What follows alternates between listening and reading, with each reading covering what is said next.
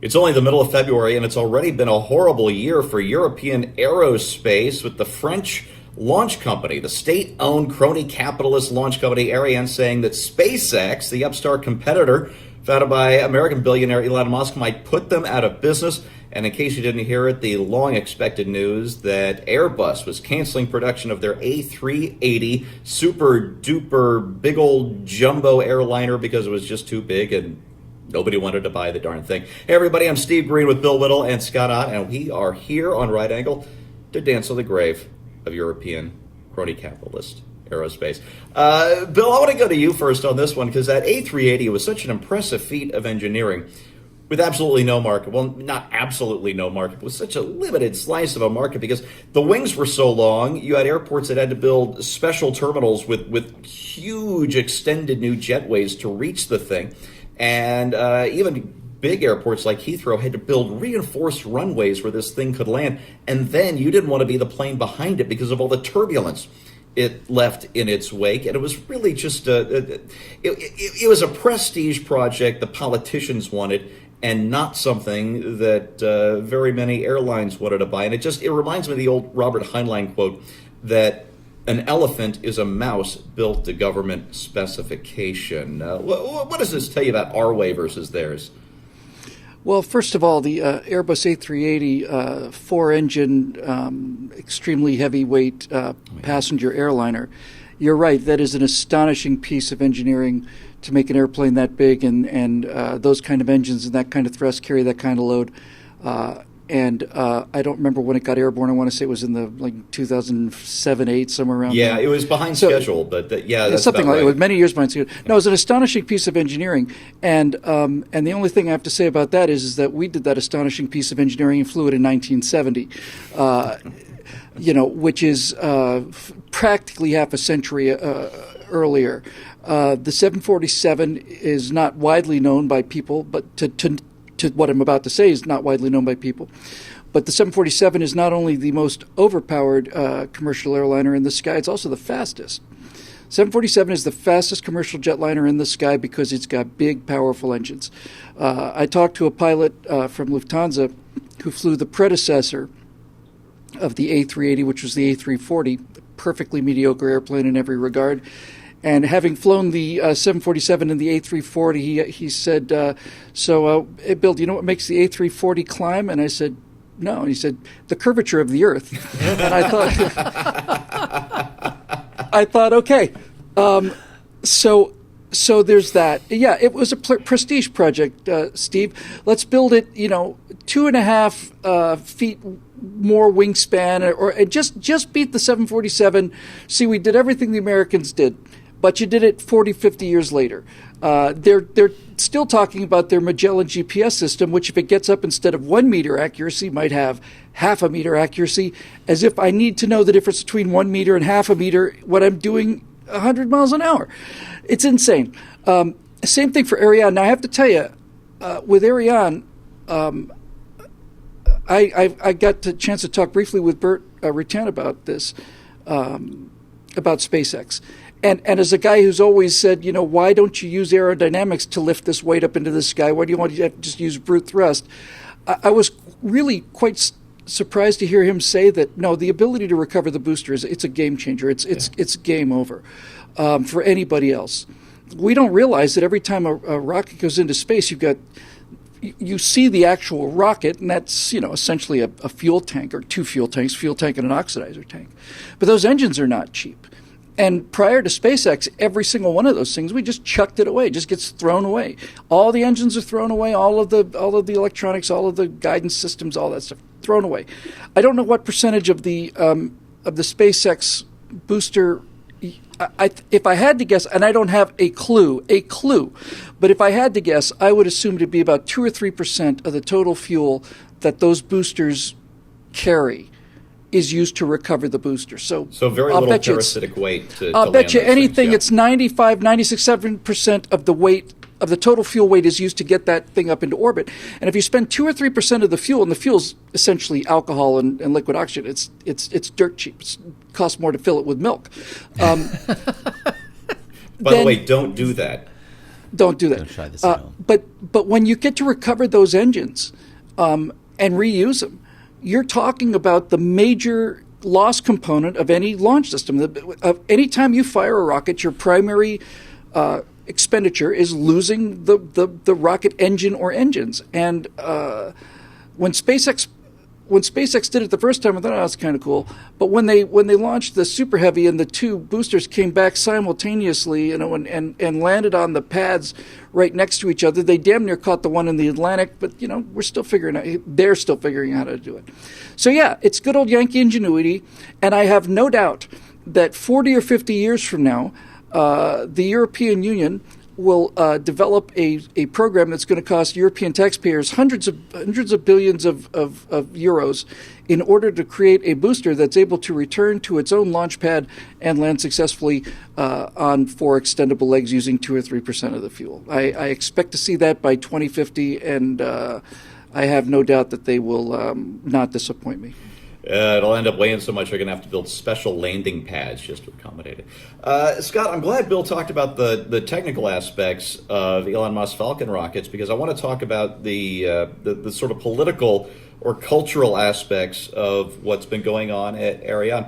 I read a interview with the CEO of Ariane, whose name escapes me, a Frenchman, who was not at all interested in reusable rockets.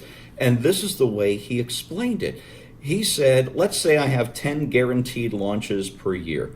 And what am I supposed to do? Build one rocket and then tell my people to go home for the rest of the year? There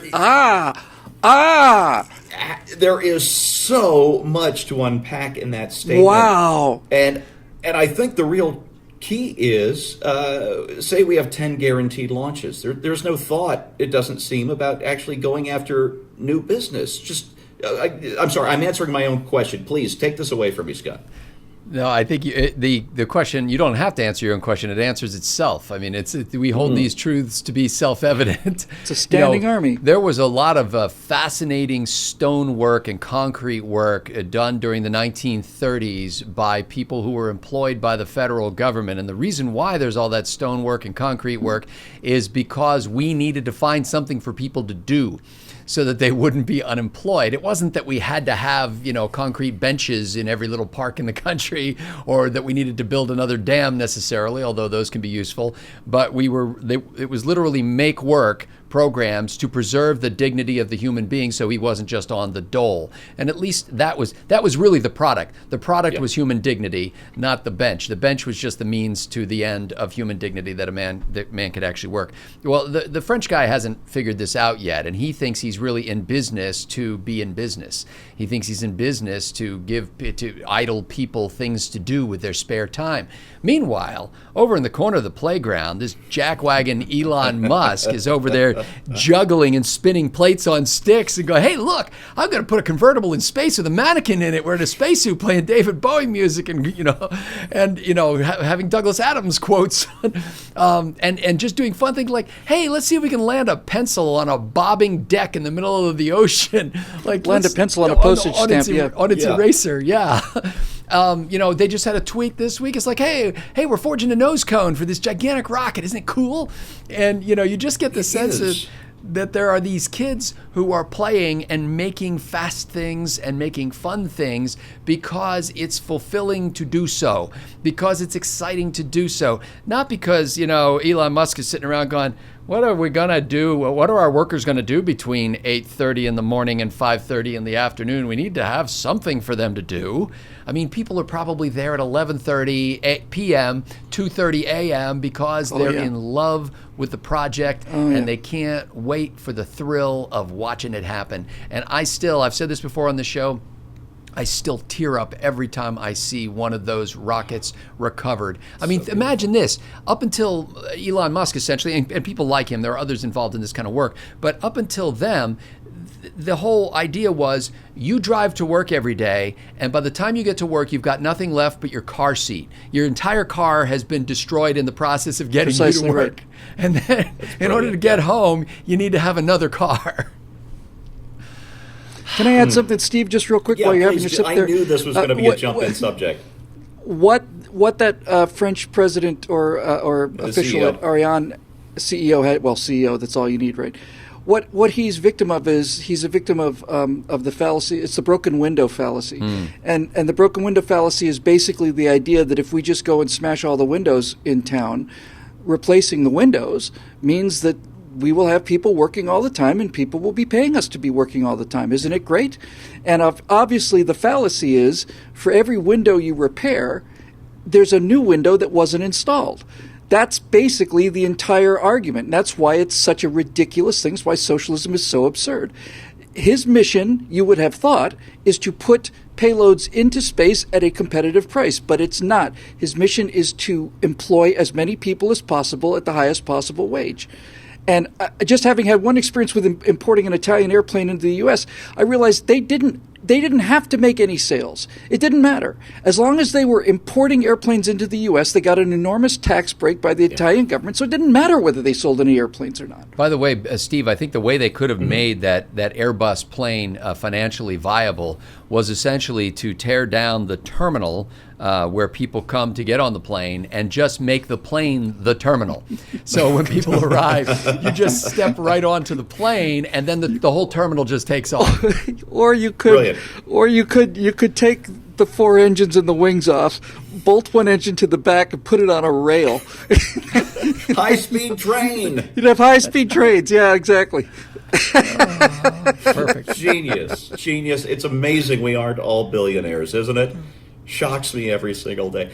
Folks, this comes down, I had this realization when I was putting this segment together that it all comes down to who your customer really is. And this goes back to a story that my grandfather must have told me 35 years ago.